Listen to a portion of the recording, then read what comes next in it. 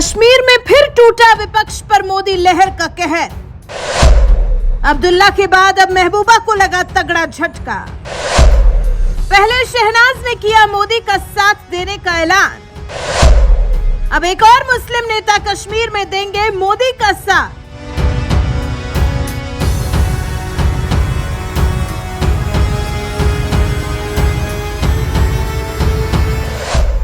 देश की सत्ता संभाल रहे नरेंद्र मोदी को कुर्सी से हटाने के लिए विपक्ष ने पूरी ताकत झोंक दी है। कश्मीर से लेकर कन्याकुमारी तक तमाम विपक्षी पार्टियों ने एकजुट होकर इंडिया गठबंधन भी बना लिया है, जिससे किसी भी कीमत पर मोदी को सत्ता में आने से रोका जाए। लेकिन लगता है विपक्ष का ये सपना ही रह जाएगा, क्योंकि देश में ऐसी प्रचंड मोदी लहर चल रही है जिसके तूफान में जहां इंडिया गठबंधन तहस नहस होता जा रहा है, तो वहीं तमाम विपक्षी नेता भी अब मोदी की शरण में जाते नजर आ रहे हैं। कुछ ही दिनों पहले जहां शहनाज गनई नेशनल कॉन्फ्रेंस छोड़कर बीजेपी में शामिल हो गई थी, तो वहीं अब पीपल्स डेमोक्रेटिक पार्टी यानी पीडीपी के दिग्गज नेता अरशद महमूद भी बीजेपी के पाले में आ गए हैं।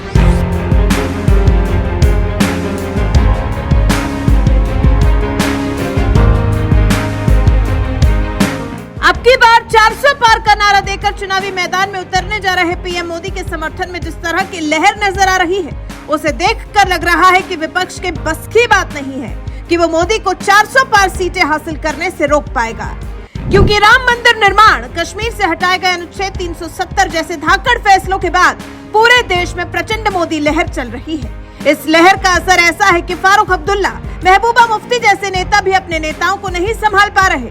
कुछ ही दिनों पहले की बात है जब जम्मू कश्मीर के पूर्व सीएम फारूक अब्दुल्ला के नेशनल कॉन्फ्रेंस पार्टी के दिग्गज नेता शहनाज गनई बीजेपी में शामिल हुई थी और मोदी सरकार की जमकर तारीफ भी की थी।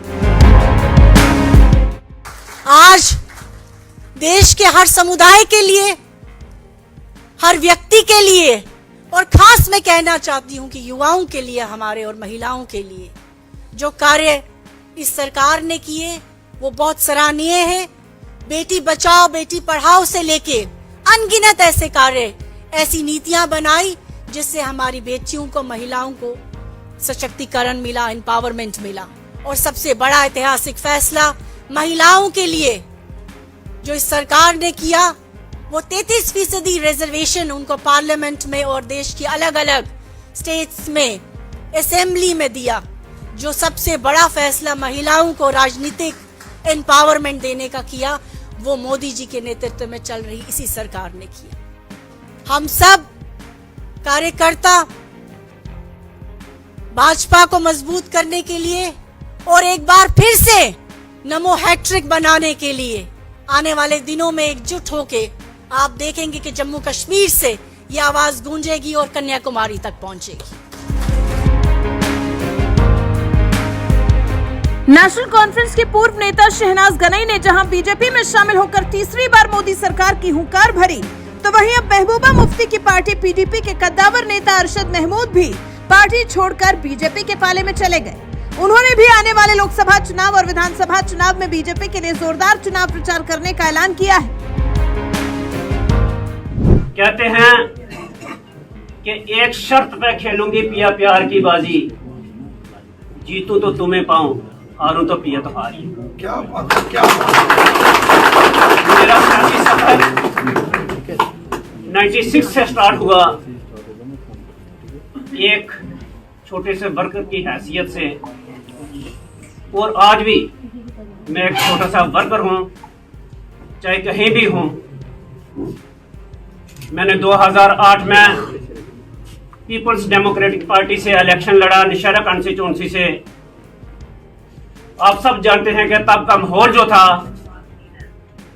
उससे कोई नावाकिफ नहीं है कि श्राइन बोर्ड का मसला था, और श्राइन बोर्ड के लिए जो अमरनाथ श्राइन बोर्ड का मसला था, उसकी जमीन के लिए हम भी लड़े। उसके बाद मुफ्ती साहब से मेरी मुलाकात हुई, उन्होंने कहा कि आप यहां से इलेक्शन लड़ो। मैंने इलेक्शन लड़ा। 2014 में रविंदर रैना साहब मेरे पास गए। मुझे फख्र आज इस बात का है, मैं और रैना साहब दोनों एक स्कूल में पढ़े और ये मेरे से एक क्लास जूनियर थे, लेकिन आज इनकी क़यादत में मैं यहाँ ज्वाइन कर रहा हूँ। एक पार्टी ने बहुत बड़ी जिम्मेवारी समझ लो कि मुझे दी है, और मैं ये दिल से कहता हूँ कि पार्टी के आप बड़े जितने सीनियर्स अहदेदार हैं, जो भी मेरे साथ कोई काम सौंपेंगे, मैं उसको नेक सलूबी के साथ अंजाम दूंगा और दिन रात अपनी पार्टी बीजेपी के लिए मेहनत करूंगा। जम्मू कश्मीर बीजेपी के अध्यक्ष रविंद्र रैना की मौजूदगी में बीजेपी में शामिल हुए पीडीपी के पूर्व नेता अरशद महमूद राजौरी जिले के नौशेरा विधानसभा सीट से साल 2008 में विधानसभा चुनाव भी लड़ चुके हैं और नौशेरा के ही दांडेसर गांव से 3 बार सरपंच भी रह चुके हैं। पीडीपी के बड़े नेता माने जाने वाले अरशद महमूद अब तक महबूबा मुफ्ती के लिए काम करते रहे हैं, लेकिन बीजेपी में शामिल होने के बाद कश्मीर में मोदी को जिताने के लिए काम करेंगे। बहरहाल, जिस तरह से शहनाज गनई से लेकर अरशद महमूद जैसे तमाम मुस्लिम नेता मोदी के साथ जुड़ रहे हैं, वो बता रहा है कि मोदी पर मुसलमानों का भरोसा बढ़ता जा रहा है और यही विपक्ष के लिए सबसे बड़ी परेशानी भी हो सकती है, क्योंकि कश्मीर में दशकों तक राज करने वाले अब्दुल्ला और मुफ्ती परिवार इन्हीं मुस्लिमों के दम पर सत्ता की कुर्सी हासिल करते रहे हैं। लेकिन अनुच्छेद 370 हटने के बाद जिस तरह से घाटी के हालात बदल रहे हैं, उसे देखकर लगता है कि कश्मीर के मुसलमान का मोदी पर भरोसा बढ़ता ही जा रहा है। ऐसे में आपको क्या लगता है, क्या कश्मीर की सत्ता हासिल कर बीजेपी इतिहास रच सकती है? अपनी राय हमें कमेंट कर जरूर बताएं। साथ ही बीजेपी में शामिल होने के बाद अरशद महमूद ने क्या कुछ कहा, आइए आपको सुनाते हैं। मेरे भाई अरविंदर रैना साहब, state president Bharatiya Janata party, मेरे साथ आए हुए सैकड़ों की तादाद में मोजज़ हजरात, आज मुझे गर्व है, फख्र है अपने आप पर कि मैंने एक largest party Bharatiya Janata party का सैकड़ों अपने साथियों के साथ दामन थामा है, क्योंकि भारतीय जनता पार्टी ने पिछले 10 सालों में माननीय नरेंद्र मोदी साहब की क़यादत में जो काम किए हैं, वो पिछले 70 साल में किसी गवर्नमेंट ने काम नहीं किया।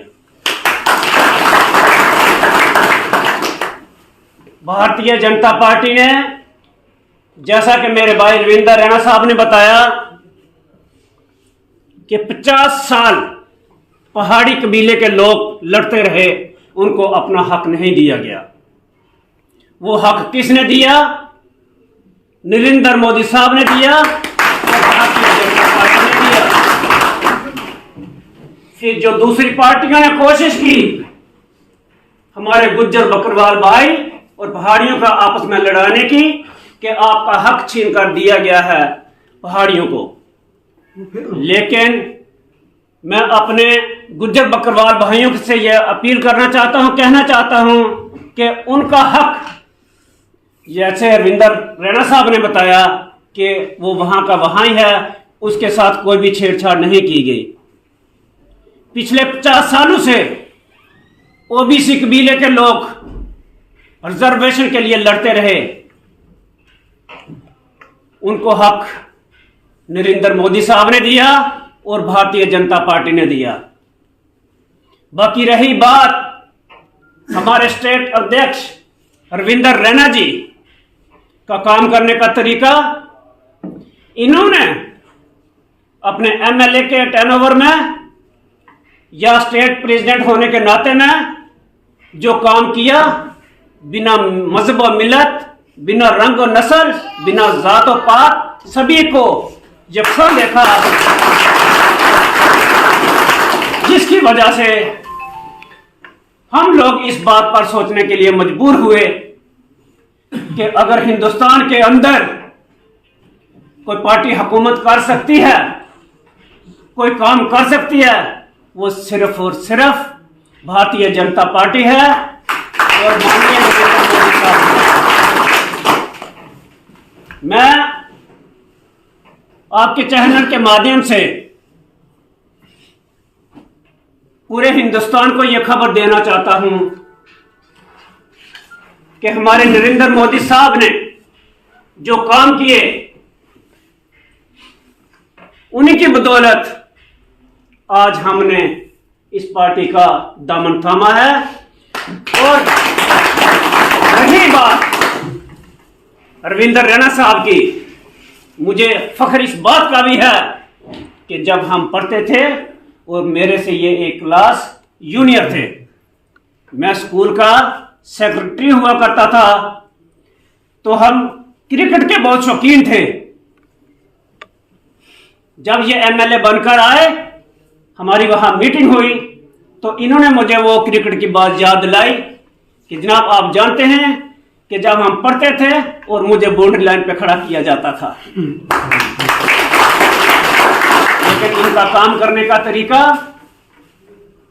बहुत ही अच्छा लगा कि पूरे जम्मू कश्मीर के अंदर ये हर कबीले के लोगों के साथ ऐसे हैं जैसे कि एक फैमिली मेंबर की तरह। मैं रैना साहब, ये सिर्फ जनाब का मैसेज हमें मिला कल कि आज आपकी ज्वाइनिंग है, तो हमने सीधा जो हमारे बंदे हैं हमने उनसे रब्ता किया। अगर ये हमें 10 दिन पहले पता होता कि आज हमारी ज्वाइनिंग है, तो शायद आपके पास इस ऑफिस में जगह भी नहीं होती, यहाँ इतने लोग हमारे साथ आते। मैं आपको यकीन दिलाता हूं कि हमारा अगला जो प्रोग्राम होगा, तो एक बहुत बड़ी तादाद में लोग यहां आएंगे, और जो लोग नहीं भी आए, बहुत बड़ी तादाद में आपके साथ शामिल होने के लिए तैयार हैं और आपके साथ में हैं। वो भारतीय जनता पार्टी के साथ जो मेरे साथ हजरात आए हैं, मैं उनका भी दिल की गहराइयों से शुक्रिया अदा करना चाहता हूं। और हमारे पार्टी के जितने भी ओहदेदार हैं, मैं उनको यकीन देना चाहता हूं कि मैं एक छोटा सा वर्कर हूं, एक वोटर हूं। एक वर्कर की हैसियत से मेरे जिम्मे जो भी ये जिम्मेवारी लगाएंगे, जो भी मुझे काम सौंपेंगे, और मैं उसको नेक सलूकी के साथ अंजाम देने की कोशिश करूंगा। और दिन रात भारतीय जनता पार्टी के साथ और रविंदर रैना जी के साथ शाना बिशाना काम करूंगा। बहुत बहुत शुक्रिया, दिल की गहराइयों से शुक्रिया। Thank you.